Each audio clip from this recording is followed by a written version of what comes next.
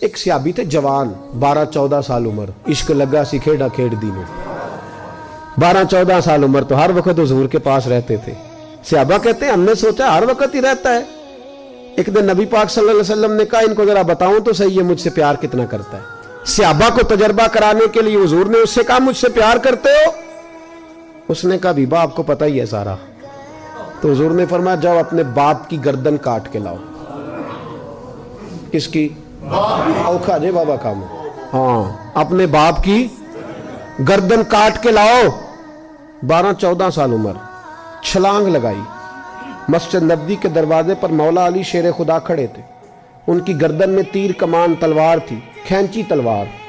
اور جب دوڑے نا جذبات میں تو حضور نے فرمایا اسے پکڑ لاؤ, اس نے سچ مچ کاٹ کے لے آنی ہے.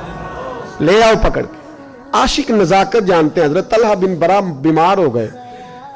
بیمار, دن میں 2 دفعہ میرے نبی تیمارداری کرنے جاتے. 2 دفعہ. اللہ کرے وہ بیماری میں ہی آ جائے. چر ہویا میں نو ترلے لیندیاں کدی موڑ میرے ول واگاں, خواب میری وچ ایک وار جہاں میں ساری عمر نہ جاگاں. نبی پاک صلی اللہ علیہ وسلم 2 دفعہ تیمارداری کرنے جاتے. 2 دفعہ دن, 2 دفعہ حضور پتہ لے. ایک دن حضور شام کو گئے, ان کا ماتھا چوما تو حضور کی آنکھوں میں آنسو آ گئے. پھر میرے حبیب پاک نے ان کے والد کو کونے میں بلایا, کوئی بات کہی, باپ بھی رونے لگے. حضور نے پھر پیار کیا, چلے گئے. حضرت طلحہ اپنے ابا جی سے کہنے لگے حضور کیا کہہ کے گئے؟ کہا بیٹے کچھ نہیں. کہا نہیں مجھے بتائیں. کچھ نہیں, رشتہ ہی بڑا نازک, نہیں بتائیں. تو باپ نے سر پہ ہاتھ رکھا, کہا حضور کہہ گئے ہیں تو آج شام کو فوت ہو جائے گا. اور جب حضور نے کہا جب اس کا انتقال ہو جائے تو مجھے خبر کرنا. والد کو چارپائی پہ بٹھا کے تو حضرت طلحہ نے ہاتھ پکڑ لیا. عشق تیاگ دو میں ایک برابر, پر عشق دا سیک ودھیرا. اگ تے ساڑے ککھ تے کانے, عشق ساڑے تن میرا. او اگ دا دارو می تے پانی, مینوں کوئی دسے عشق دا دارو کیڑا. بلے شاہ اتھے کچھ نہیں بچدا جتھے عشق ہوراں دا ڈیرا.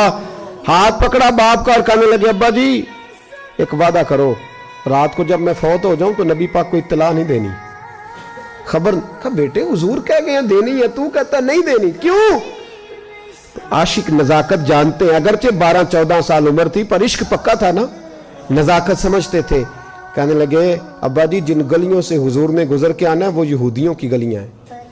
ایسا نہ ہو میرے جنازے کی خاطر حضور گزرے اور کوئی میرے نبی کو تکلیف دے دے, اس لیے خبر نہیں کرنی مصطفیٰ کو. آپ جنازہ پڑھ کے دفنا دینا. رات کو انتقال ہوا, باپ نے جنازہ پڑھا, دفن کیا. سارا کچھ جاننے والے رسول آئے. کہا مجھے بتایا کیوں نہیں؟ عرض کی محبوبہ. کہتا تھا حضور کو تکلیف نہیں دینی, میری ذات کی خاطر تکلیف نہ دینا, نہ کوئی یہودی تکلیف نہ پہنچا دے. گلیاں یہودیوں کی ہیں, قربان جائیں. ساری دنیا روضہ رسول پہ, اور میرے رسول نے فرمایا مجھے بتاؤ اس کی قبر کہاں ہے. ساری دنیا روضہ رسول پہ, اور نبی پاک اس غلام کی قبر پہ کھڑے آنسو بہہ رہے ہیں. صحابہ کہتے ہیں ہر قبر پہ دعا یہ ہوتی تھی یا اللہ قبر کشادہ کر دے, یا اللہ اس کا حساب آسان کر دے. یہاں دعا بھی انوکھی, اس کے لیے دعا بھی انوکھی, رشتہ ہی بڑا نازک ہے. میرے نبی پاک نے دعا بڑی انوکھی فرمائی. کہا اے اللہ جب میرے طلحہ کی تیرے ساتھ ملاقات ہو تو ذرا اس سے مسکرا کے ملنا, یہ تیری شان کے لائق ہے, ذرا اس سے مسکرا کے ملنا. کہتے ہیں وجد ہو گیا طاری, اس لیے کہ جو رشتہ نبی کا امتی سے ہے اور امت کا رسول سے ہے اس کی نزاکت کو صرف غلام جان سکتے ہیں.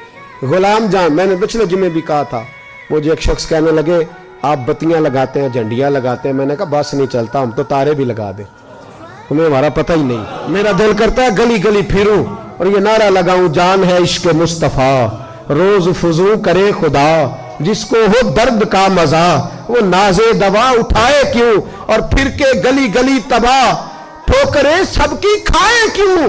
اگر دل کو یہ عقل دے خدا تو تیری گلی سے جائیں کیوں.